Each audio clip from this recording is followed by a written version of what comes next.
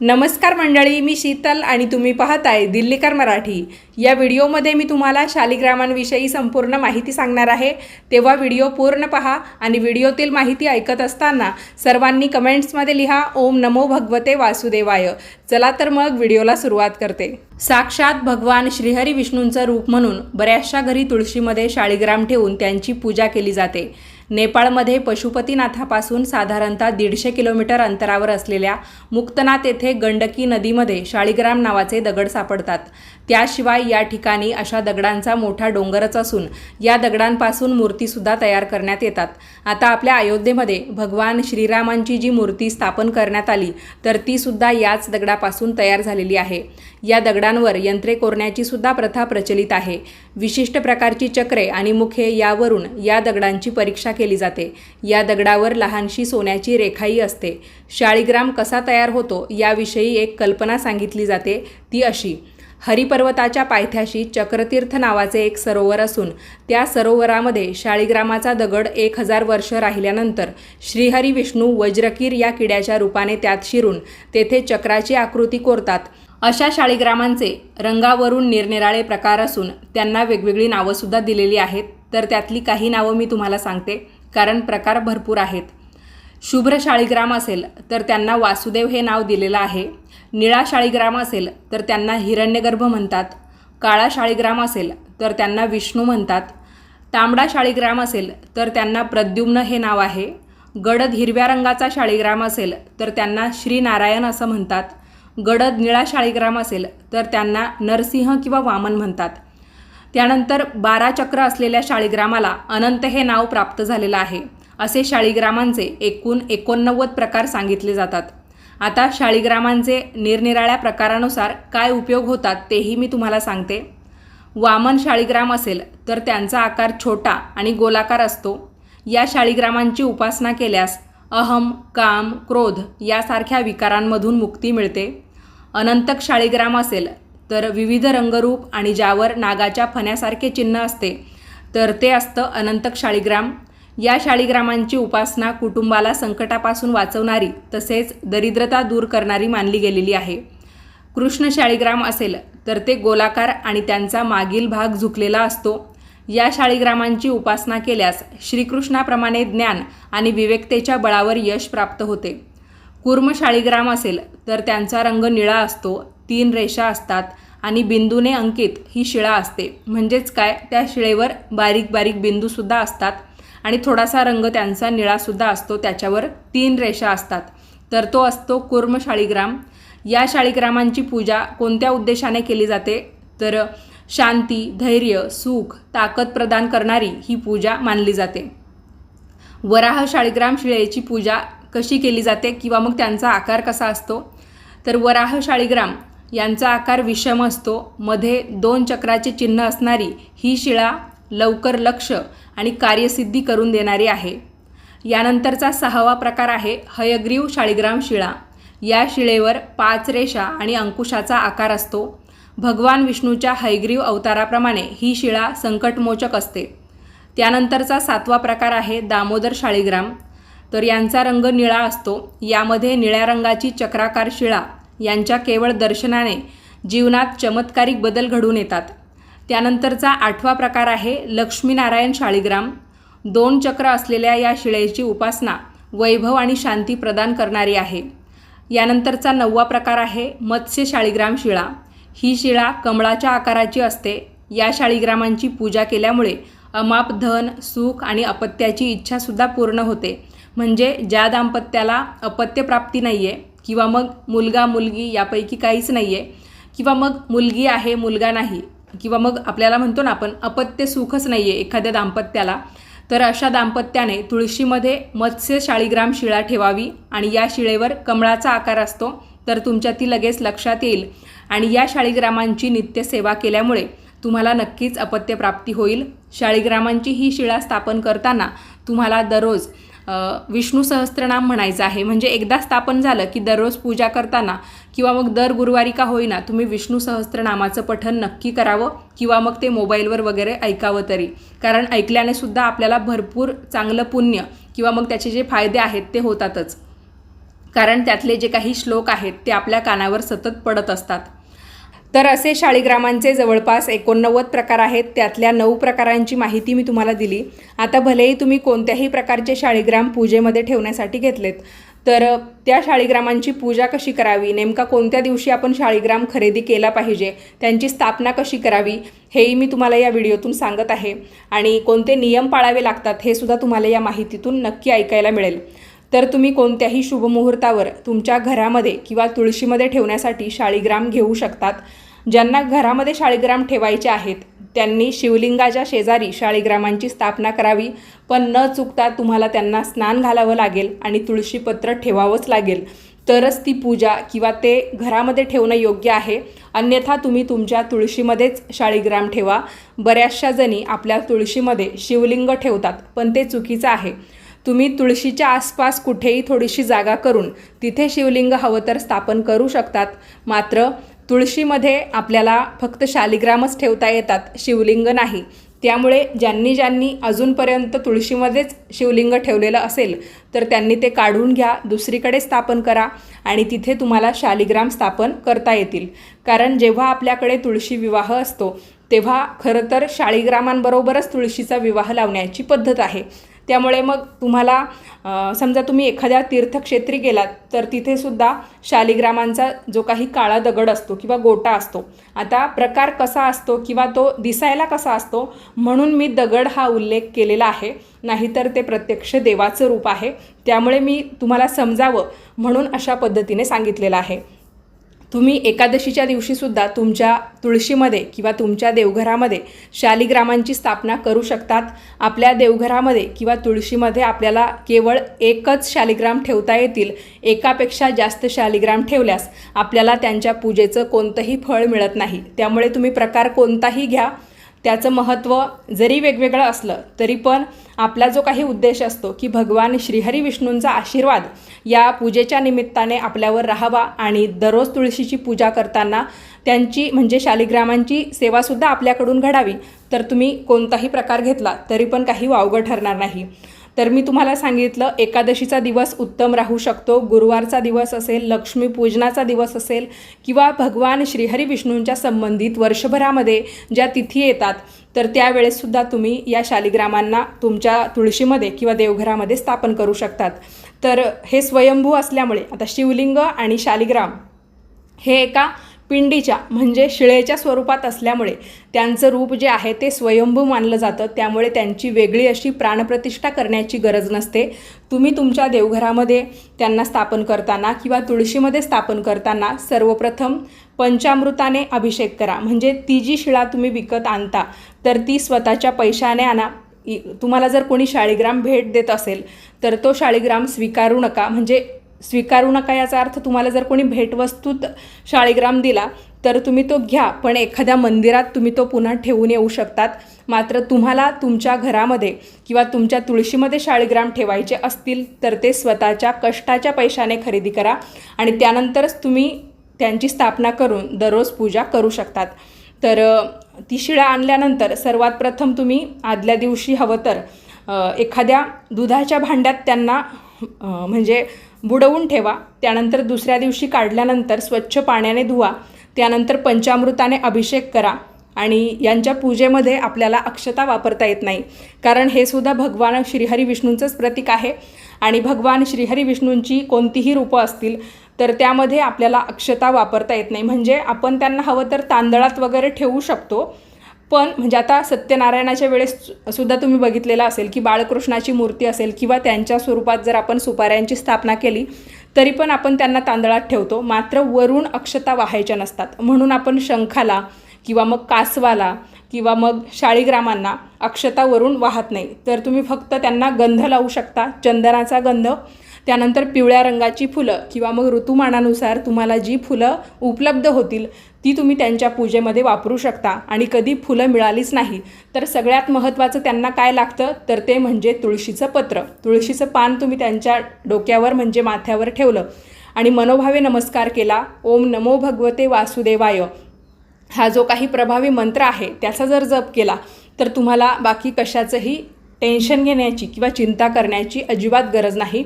आणि इतकी साधी सोपी पूजा माझ्या मते शिवलिंगानंतर शाळीग्रामांचीच असेल, कारण बऱ्याचशा देवी देवतांच्या पूजेमध्ये आपल्याला भरपूर काही गोष्टी कराव्या लागतात, पण इथे मात्र काहीच नाही. तर मग तुम्ही सुद्धा अजून तुमच्या तुळशीच्या कुंडीमध्ये शाळीग्राम ठेवलेले नसतील तर ते नक्की ठेवा. जिथे पूजेचं साहित्य मिळतं तिथे सुद्धा तुम्ही चौकशी करून पाहू शकता, कदाचित तुम्हाला शाळीग्राम मिळून जातील. किंवा मग तुम्ही मोठमोठ्या देवांच्या तीर्थक्षेत्री गेलात तर तिथे सुद्धा बऱ्याच वेळा पूजा साहित्य सहज उपलब्ध होतं, तर तिथून सुद्धा तुम्ही ते आणू शकता. खूप जास्त काही किंमत त्यांची असणार नाही, पण मग देवाचं प्रत्यक्ष रूप आपण आपल्या घरी आणतोय तर आपण बाकी पैसे कुठेही खर्च करतो. माझ्या मते स्त्रिया नक्की शाळीग्राम घेतील, कारण पूजेचं महत्त्व एकदा समजलं की मग महिला त्या गोष्टी नक्कीच करतात, कारण पुरुषांपेक्षा महिलांना या पूजा अर्चांचं वेळ जास्त असतं. नक्की घ्या तुम्ही, तुम्हाला त्याचे फायदेही होतील. आणि मुख्य म्हणजे आपलं जे काही तुळशीचं वृंदावन असतं किंवा तुळशीची कुंडी असते जिथे आपण तुळशीचं रोप लावतो, तर ती तुळशीची कुंडी शाळीग्रामांशिवाय अपूर्ण दिसते. आणि भगवान श्रीहरी विष्णूंच्या पूजेमध्ये तुळशीपत्राला किती महत्त्व आहे. साधा नैवेद्यसुद्धा ते तुळशीपत्रा वाचून ग्रहण करत नाही, त्यामुळे तुळशी वृंदावनामध्ये शाळीग्राम नक्की असावेत. मुख्य म्हणजे तुम्ही जर तुमच्या तुळशीमध्ये शाळीग्राम ठेवले तर अजून एक फायदा काय होईल, बऱ्याच वेळा आपण महादेवांची घरच्या घरी पूजा करतो, तर महादेवांना आपण नैवेद्यसुद्धा अर्पण करतो आणि महादेवांचा जो काही नैवेद्य असतो तो आपल्याला नंतर ग्रहण करता येत नाही, कारण आपण जर तो ग्रहण केला तर वेगवेगळ्या प्रकारचे दोष लागतात. म्हणून आपल्याला तो एकतर विसर्जन करून द्यावा लागतो, म्हणजे निर्जन स्थळी आपण तो ठेवून देऊ शकतो की जीवजंतू ते खाऊन घेतील, किंवा गाईला आपण देऊ शकतो, पक्ष्यांना देऊ शकतो. पण बऱ्याच वेळा आपण जर समजा शहरी भागात राहत असू, त्यातल्या त्यात खूप उंचावर राहत असू, तर ऐन वेळा आपल्याला गायसुद्धा मिळत नाही आणि पशुपक्षीसुद्धा मिळत नाही. तर मग असा नैवेद्य आपण काय करावा हा प्रश्न आपल्याला पडतो. कधी नाईलाजाने मग कचऱ्यातसुद्धा टाकून द्यावा लागतं. म्हणजे बऱ्याच महिलांना हा जो काही प्रॉब्लेम आहे तो सहन करावा लागतो. पण तुमच्या तुळशीमध्ये जर शाळीग्राम असतील तर तुम्ही जेव्हा जेव्हा शिवलिंगाला नैवेद्य अर्पण करतात, श्रावणी सोमवारी म्हणा किंवा दर सोमवारच्या पूजेमध्ये म्हणा, महादेवांच्या संबंधित तुम्ही कोणत्याही प्रकारची व्रतवैकल्य केली आणि त्यांना नैवेद्य अर्पण केला, जसं आपण बाकी देवी देवतांना नैवेद्य अर्पण केला की 5-10 मिनिटात उचलून घेतो आणि आपण तो खाऊ शकतो, अशी रीत असते. पण मग महादेवांच्या बाबतीत जर तुमचं तसं होत असेल तर मग महादेवांना सर्वप्रथम नैवेद्य अर्पण करायचा, त्यानंतर तो नैवेद्य 5-10 मिनिटं राहू दिल्यानंतर उचलायचा आणि शाळीग्रामांपाशी 5-10 मिनिटं ठेवायचा आणि त्यानंतर तुम्ही तो नैवेद्यसुद्धा ग्रहण करू शकता तुमच्या घरच्या मंडळींसह. तर इतकं हे शाळीग्रामांचं महत्त्व आहे आणि तुम्हाला नक्कीच या नैवेद्यामुळे सुद्धा त्याचा फायदा होणार आहे. तेव्हा नक्की तुम्ही शाळीग्राम घ्या आणि तुळशी विवाहाच्या वेळी तर तुम्हाला ते नक्की उपयोगात सुद्धा येणार आहे. आता बरेचसे असे छोटे छोटे व्हिडिओ मी बघितले, त्यामध्ये खरा शाळीग्राम कसा ओळखावा याबद्दल सांगितलेलं आहे.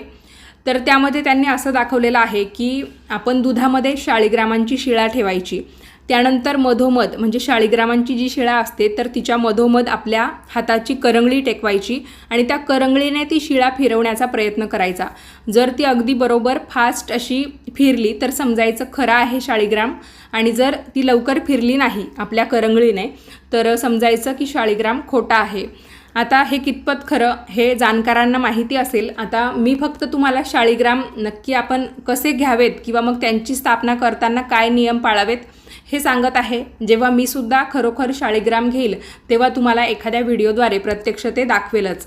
दक्षिण भारतातल्या बऱ्याचशा विष्णू मंदिरांमध्ये आपल्याला असं दिसून येतं की विष्णूंच्या गळ्यात शाळीग्रामांची माळ घातलेली असते.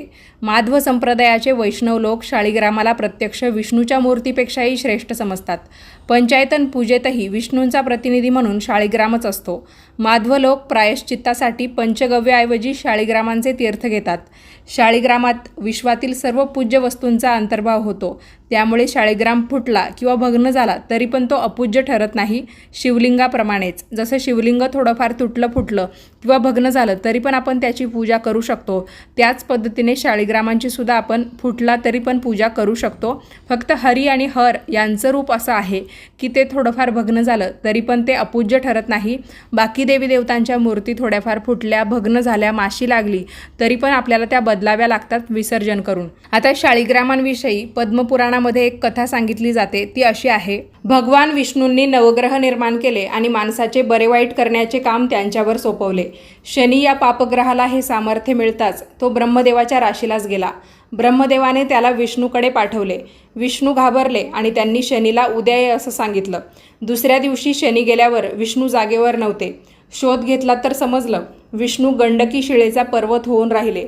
त्यानंतर शनीने वज्रकीट नावाच्या किड्याचे रूप घेतले आणि पर्वताच्या पोटात शिरून तो पोखरू लागला. विष्णूला हे पोखरणे सहन होईना. त्यांच्या अंगातून घामाच्या धारा बाहेर आल्या. त्याच पुढे कृष्णगंडकी आणि श्वेतगंडकी म्हणून 2 नद्या झाल्या. 12 वर्षांनंतर विष्णू शनीच्या त्रासातून मुक्त झाले. त्यांनी निजरूप घेतले. आपले प्रतीक म्हणून गंडकीतल्या शाळीग्रामांची लोकांनी पूजा करावी असे त्यांनी सांगितले. शाळीग्रामामध्ये सोनं असल्याचं म्हटलं जातं, तर याचा खरा अर्थ काय आहे तो नीट समजून घ्या. शाळीग्रामांना देवरूप मानून संपूर्णपणे शरण जाऊन अत्यंत नम्र होऊन जो व्यक्ती त्यांची मनोभावे सेवा करील, पूजा अर्चा करील, तो त्याच्या जीवनात यशस्वी होईल आणि पर्यायानं त्याच्या जीवनाचं सोनंसुद्धा होईल. शाळीग्रामांची पूजा करायची असेल तर आधी पूर्ण माहिती करून घ्या. शाळीग्रामांना स्वयंभू मानलं जातं, त्यामुळे त्यांची प्राणप्रतिष्ठा करायची नसते. डायरेक्ट आपण त्यांची पूजा करू शकतो पंचामृताने स्नान वगैरे घालून. कोणताही व्यक्ती, मग तो पुरुष असेल, स्त्री असेल किंवा मग कुमार, कुमारिका, विधवा, सगळेजण शाळीग्रामांची पूजा करू शकतात. देवाची पूजा करण्यासाठी हाच व्यक्ती पाहिजे किंवा हा व्यक्ती नको असा कोणताही नियम नाही. देवाचा आशीर्वाद सर्वांनाच पाहिजे असतो, तर त्यांची पूजासुद्धा सर्वजण करू शकतात. शाळीग्राम वेगवेगळ्या रूपांमध्ये मिळतात. काही अंडाकार असतात, काहींमध्ये छिद्र असतात. या दगडांमध्ये शंख, चक्र, गदा किंवा पद्माने खुणा तयार केलेल्या असतात. बऱ्याचशा जणांचं असं म्हणणं येतं की आमच्याकडे जे शाळीग्राम आहेत ते वरून असे चमकदार नाही आहेत किंवा चकचकीत दिसत नाही, थोडेसे खडबडीत वाटतात.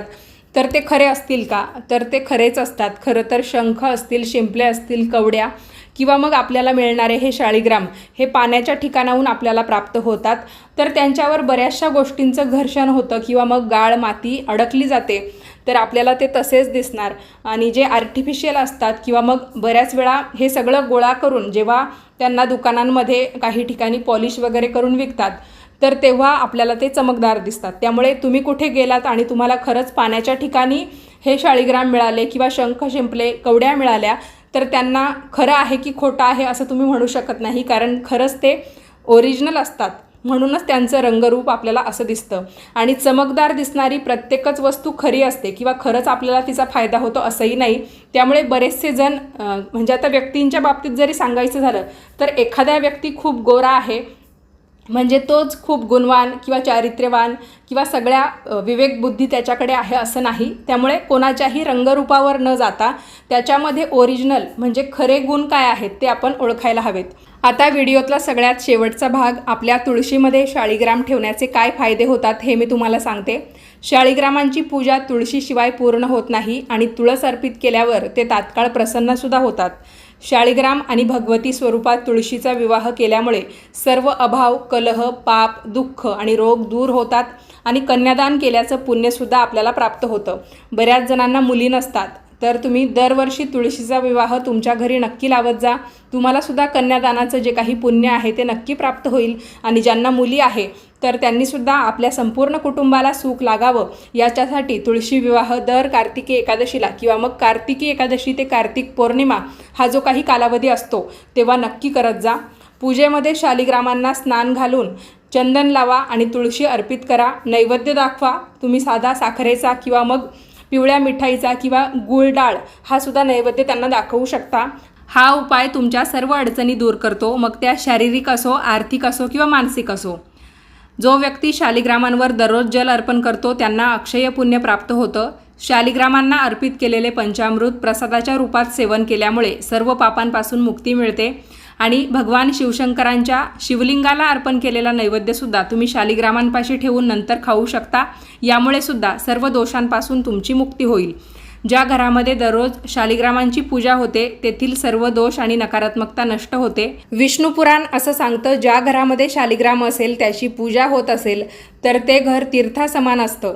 ब्रह्मवैवर्त पुराणाच्या प्रकृती खंडामध्ये असं सांगितलेलं आहे, जेथे शालिग्रामाची पूजा होते तिथे भगवान विष्णूंसोबत महालक्ष्मीसुद्धा निवास करते. तेव्हा तुम्हाला समजलं असेल शालिग्रामांची जी काही शिळा असते ती आपण कशा पद्धतीने आणली पाहिजे, स्थापना कशी केली पाहिजे आणि स्थापन केल्यामुळे दररोज तुळशीबरोबर त्यांची पूजा केल्यामुळे काय काय फायदे होतात. तर चला मंडळी, या व्हिडिओमध्ये एवढंच. व्हिडिओ तुम्हाला कसा वाटला ते कमेंट्स करून कळवा. काही प्रश्न असतील तर तेही विचारा आणि याच पद्धतीचे नवनवीन माहितीचे व्हिडिओ पाहण्यासाठी तसेच ऐकण्यासाठी आजच आपल्या दिल्लीकर मराठी या यूट्यूब वाहिनीला सबस्क्राईब करा. भेटूयात पुढच्याच नवीन व्हिडिओमध्ये. तोपर्यंत सर्वांनी काळजी घ्या. हा व्हिडिओ पाहिल्याबद्दल तुम्हा सर्वांचे खूप खूप धन्यवाद.